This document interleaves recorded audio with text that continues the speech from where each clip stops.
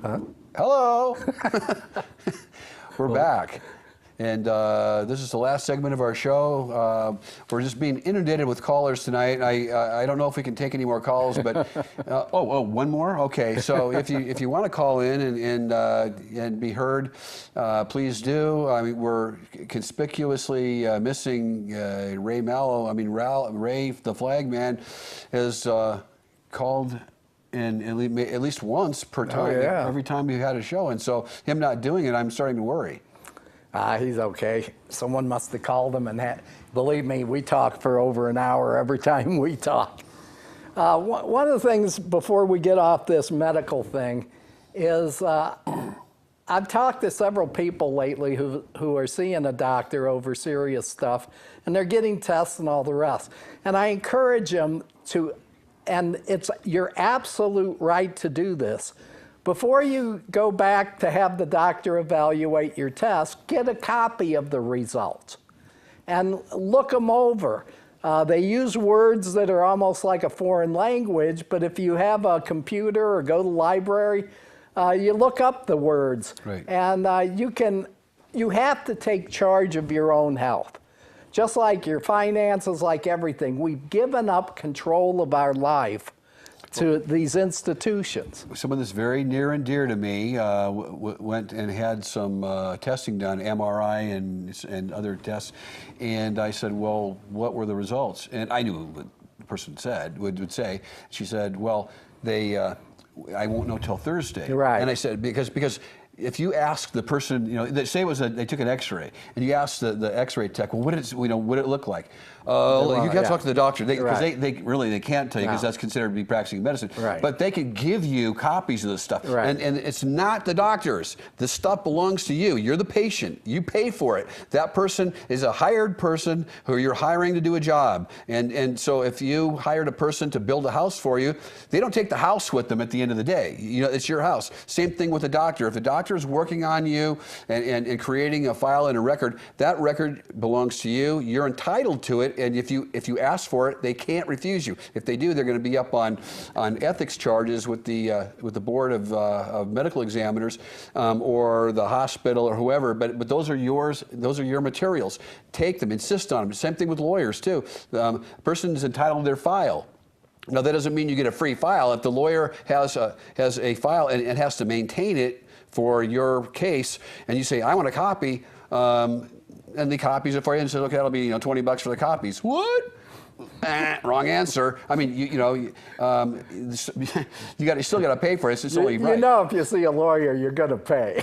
Well, try getting a freebie from a doctor sometime, or especially a hospital. Well, actually, your records are free, because I was in the hospital an average of 5 days, 36 times from 2010 to 2014. And I literally had file cabinets full of my records and never had to pay for them.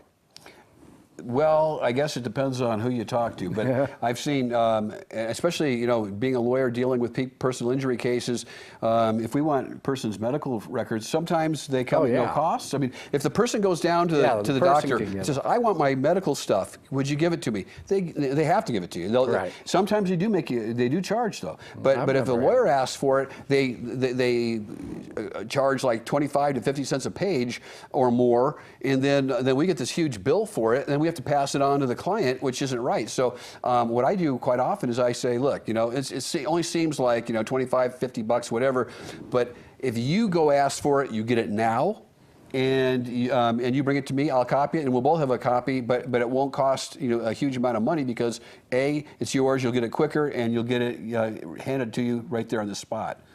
Yeah, and another thing I used to do, because I was always having to go to the hospital, I'd keep like my last EKG, my last angiogram evaluation.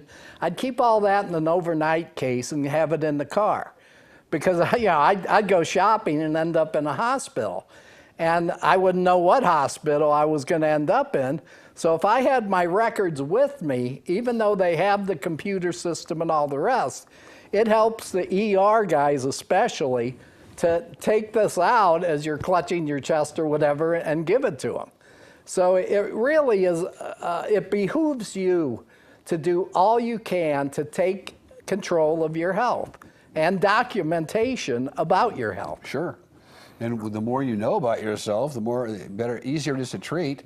And you know, doctors are just like anybody else. They need all the help they can get in treating a patient. Doctors are very, very busy, and you know, quite often when a doctor comes to meet with a patient, it's like the flash. You know, I mean, you know they were there, but you never got a chance to talk to them. Make them stay there and talk to you. I mean, you're paying for their time. They're gonna bill you for an hour's worth of work, whether it's 1 minute or 90 minutes.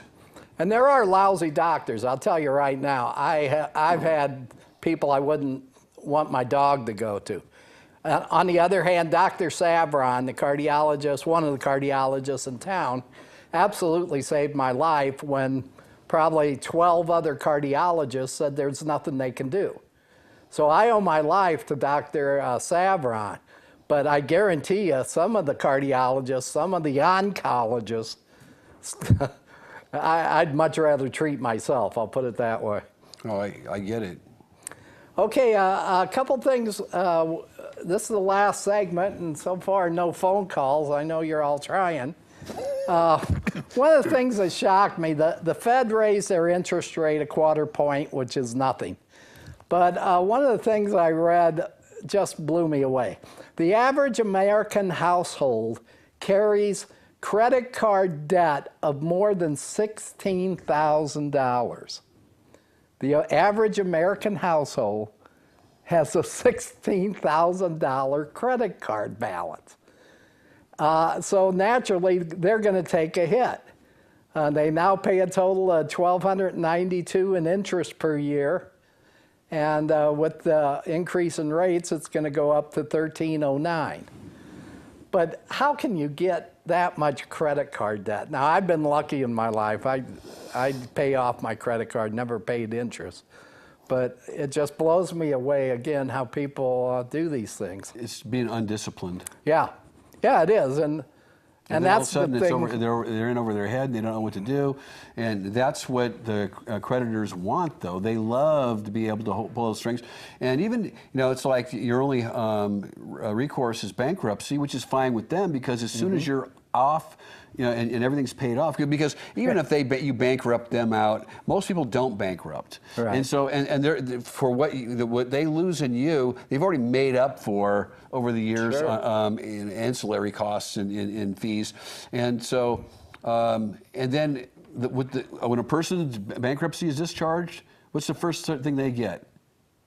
In the mail, they get a credit card offer. Yeah, a credit card application. Because now you can't. Now you have to wait 7 years before you refile. Right. And so they got you by literally in the Bible they call it the short hairs. Yep. And they got you there, and there's nothing you can do about it for 7 years except but don't get yourself in that position anyway. And there again, it's like the medical. Be your own doctor. Be your own economic advisor. Use common sense. If you don't have money to buy something, wait. And be your best advocate, too. Absolutely. Stay off drugs. Stay off booze. It's just going to ruin your life. Or if you insist on doing it, just do it in moderation. Yeah. If that's possible. Most people can't do it in moderation, though. Well, and again, I think without a doubt, this group, the secret government or whatever, has absolutely tried to domesticate us into being like puppy dogs, where we give in to pain, we give in to frustrations, we say, feed me, right. Do everything for me. And they've weakened the American spirit. We're a bunch of wimps. And I hate it. We got to start fighting back. Well, and one of the things they did too, and just read up on it sometime, do the research, and you'll see that this pain pill epidemic that we have, and the heroin epidemic as well, because they're interrelated. Those opiates make you feel good. Okay. Sure. Oh, and do you think it's a coincidence that the poppy fields in Afghanistan are guarded by American troops? Absolutely. We don't need that poison over here. Oh, okay. Well, then why do you grow it? Why do you sell it? And why do you process it? Yeah. I mean, those are three hard questions for anyone in the government to answer. Now, most people in the government either don't know what's happening or they're in denial. But know. Well, I mean, some of them don't. I mean, you will find people. They don't. They're in denial then. Yeah. But I'm sure Harry Reid's never done anything wrong, though. He's the exception. One of the things interesting mentioning painkillers and that, it's this enzyme called dopamine. It's a neurotransmitter. The dopamine is the same for the things they put in pastries and that as they are in heroin and cigarettes and all the rest. It's the feel-good chemical. Right. That activates these parts of your brain. The pleasure center of the brain. Yeah, exactly. So this addiction is food, it's a painkiller, it's all these things. And believe me, it's not by accident. No, and it is a chemical process. And your brain, the human brain actually releases those chemicals, the dopamines. Yeah. And so if on Christmas morning, and you're a little child, and you run down the stairs, and there's the Christmas tree, and all your toys are there, and that euphoria you feel. Gary, we got you. 3 minutes. Okay, I'll talk real fast. I'm going to talk on the deep end, on left field, believe me, to keep down hospital costs and the doctors. First of all, I think they should put a law in, okay, and it sounds very strange, okay, where under electricity for their bills each month, all hospitals shouldn't have to pay electricity bills at all. When it comes to the helicopters, they should be getting them free from the plant. Either GM makes them or somebody makes them. They should get them for free. Second, oil industry. Under the gasoline or fuel for the helicopters, for under emergency, they should be getting the fuel free. Now, I know that is extreme, but that's the only way you're going to get hospital costs down in a lot of ways. Now, third or fourth, doctors could only make so much a year where they had to volunteer their time in the hospital working. Maybe they make $300,000 a year. You have a cutoff, and that's all they're allowed to make. Now I know it's extreme, but believe me, that's the only way you're going to get hospital costs down. Okay, I'll hang up. Okay, thanks, Gary. All right, Gary, I don't mean to be picking on you, but what you're suggesting is that we increase the power of government by making other laws. The real way to cut costs is to remove the laws. And the more laws we have, then the more expensive things get, because people have to comply with laws, and that costs money. Now, I'm not saying people should do things like, in other words, if you cut off all protection from the government, then there is the possibility then you're going to have abuses. But at the same time, a true free market, if you have doctors and hospitals over here in a free market system, they're gonna be competing with one another, and that will actually drive down costs. And for anyone to start saying that we need more laws or new laws is bad, and we need to get rid of laws. Okay, we got to go for tonight. See you next month.